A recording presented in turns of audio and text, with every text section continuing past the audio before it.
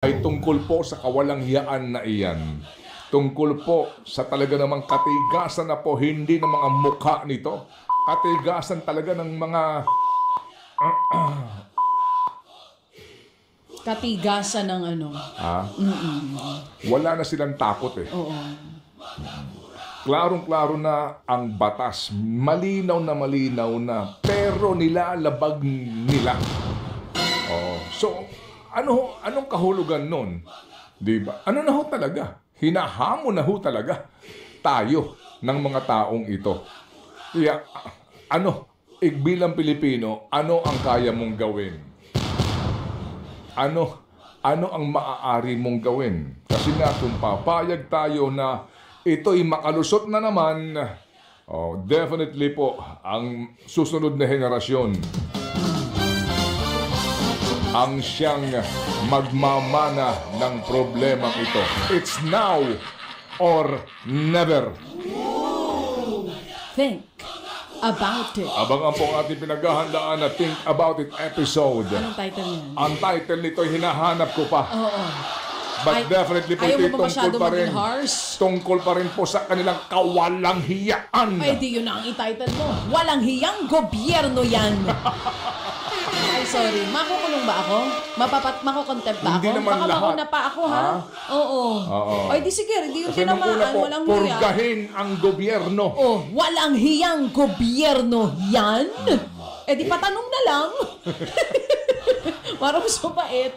Di ba? Abangan mga kapatid po, isa pang importante yung panayam na malapit-lapit po, ika nga sa ating sikmura sa programang nangyayari ngayong pagdinig dito sa budget ng DPWH ay nagbibigay pa po ng ilang mga impormasyon na talagang itong usapin ng mga questionable flood control projects ay dapat busisiin hindi lang sa punto ng cost nito, yung sabwatan po noong mga proponents at ng mga taga-DPWH at ng mga kontratista, kung hindi mismo yung perwisyo pala na ibinibigay ng mga proyekto na kumbaga hindi pinag-aralan. Correct. Yes, baby girl. Nakakategory siya into three. Una, yung validated projects. Ito yung talagang mga proyekto na meron sa bawat LGU. Meron yung ghost projects. Pero sa ghost projects, hindi yun yung wala mismo yung proyekto. Hindi lang yun yung wala. Kasama din dito sa ghost yung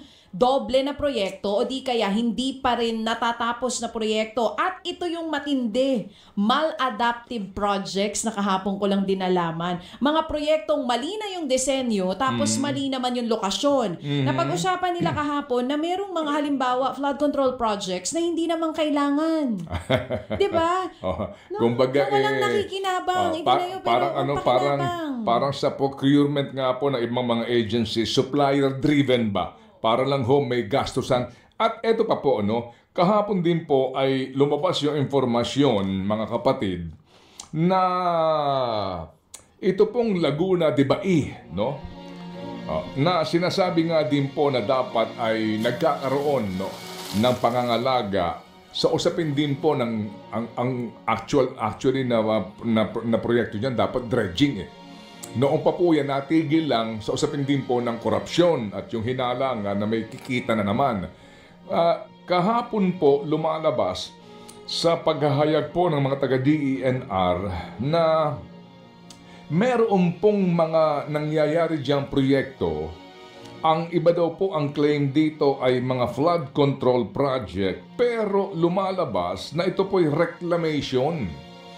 At ang sinasabi po mga kapatid, itong reclamation na ito ngayon, ang isa sa mga dahilan kung bakit po nagkakaroon ng pagbabaha.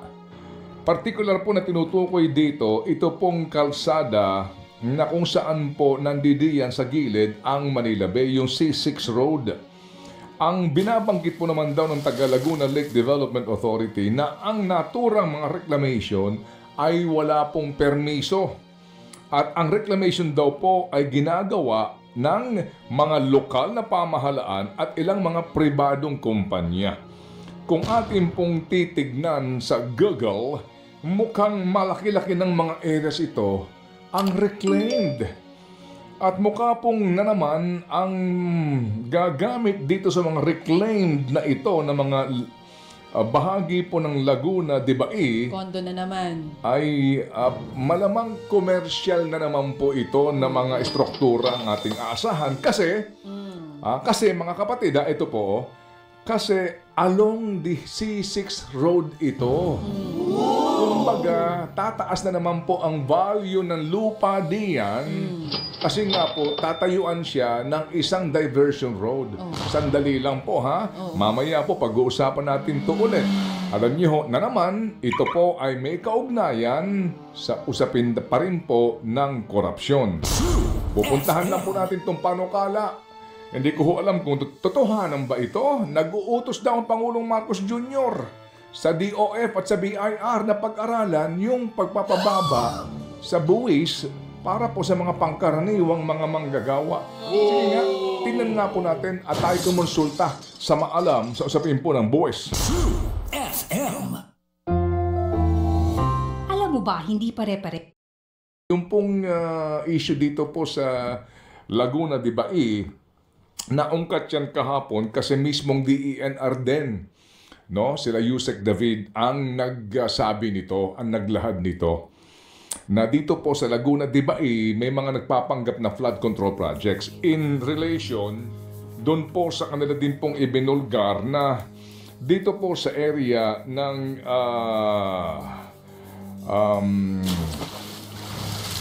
saan bayan ito, girl? Sa kahabaan po daw ng Kamiling River sa Tarlac, no?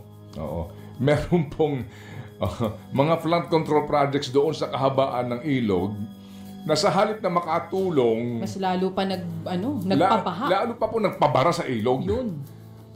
Alam niyo yun. So, ibig sabihin na para lang ho sila may kitain, gawa tayo ng proyekto. Lagay mo dyan, lagay mo dyan, lagay mo dito, na wala hong pag-aaral. Yun sinasabi din po ng DENR maging ng DOST sa ating panayam kay Ginoong Solidum, di ba? Sinasabi niya na ito dapat science-based, ito dapat pinag-aaralan. Ganon din pong binabanggit ngayon nila Yusek David. Na may mga proyekto ang DPWH na perwisyo. Yes. And dito po din daw sa Laguna de Bai, tabi ho ng C6, meron din daw pong proyekto ang DPWH. Reklamasyon. Oo. Na flood control project, pero walang permiso. Ayun din sinasabi ng LLDA. Meron daw mga nag-apply, parang ganun, pero wala pa silang ina-approve na flood control project. At wala sila binibigyan ni isa. Na reclamation project. And mind you, yung binabanggit mo dun sa Kamiling River sa Tarlac, ang halaga po nung proyekto, mga kapatid, na wala namang kwenta at hindi dapat inilagay dyan, ay 500,000 per metro. So, ang total ay 99 million pesos. 500,000 per meter. Per meter! At 200 meters ang haba nito, mga kapatid. Kumapit kayo. 500,000 per meter. Oo, tapos doon naman may isa pang binanggit na lugar kahapon, sa New Bataan, Davao de Oro. Ito namang flood control project na ito na tinukoy ng DENR, imbes daw na makontrol ang baha, pinalala pa yung baha. Kasi yung dike na itinayo doon, mas nakasagabal pa sa natural flow ng ilog. Parehong-pareho. Hindi ba sila nakokonsensya, itong mga may gawa nito? Sinasabi nga natin Hindi na pinag-uusapan kasi yung mangupit ng ka, yung mangupit ka, naintindihan namin mukha kayong pera, pero yung mangupit ka, maglagay ka ng proyekto na mas magpapalala ng baha, demonyo na yun.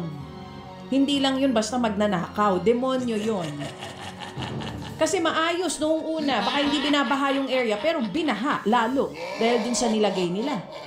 Pero yung isang proponent, mukhang best friend daw ni Satanas. Di ba? Teka, ikaw talaga malapit kung ano-ano sinasabi na. Sorry po, ano ba matatawag? Angel yun?